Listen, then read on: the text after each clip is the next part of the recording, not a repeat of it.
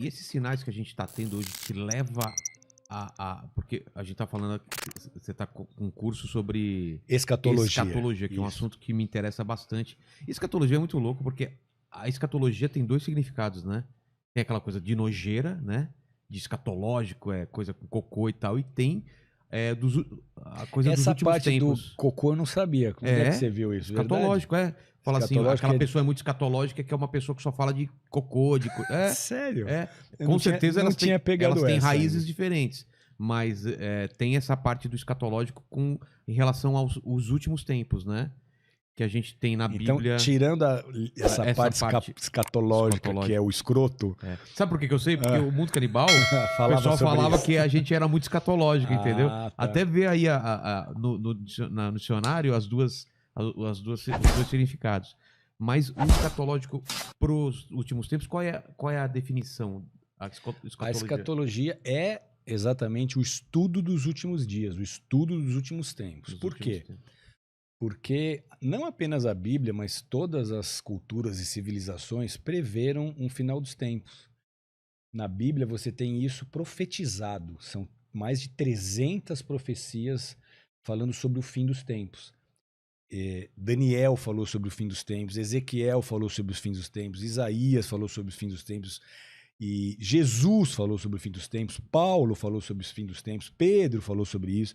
Então é um ensino muito vivo dentro tanto do judaísmo quanto do cristianismo. No judaísmo também, porque é Antigo Testamento. Testamento. Então o Antigo Testamento ele tem 312 profecias falando sobre o Messias e tem mais 300 falando sobre a segunda vinda do Messias.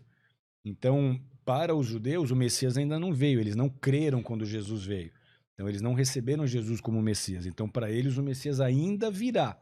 Para os cristãos que creem que Jesus é o Messias, essa vai ser a segunda vinda de Jesus. Tá. E por que eles não... Quais são os sinais que não foram preenchidos para eles não acreditarem que aquela foi a primeira? Na verdade, primeira... não há sinais que não foram preenchidos. Porque todas as profecias a respeito de Jesus do Antigo Testamento se cumpriram integralmente em Jesus. As probabilidades de todas aquelas profecias se cumprirem numa única pessoa é igual a 84 e 30 zeros depois.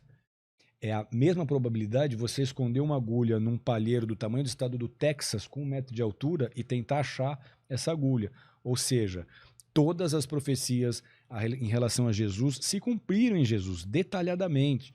Você tem Miqueias, que avisou 700 anos antes que Jesus deveria nascer em Belém. Ah, é? Sim, são profecias detalhadas.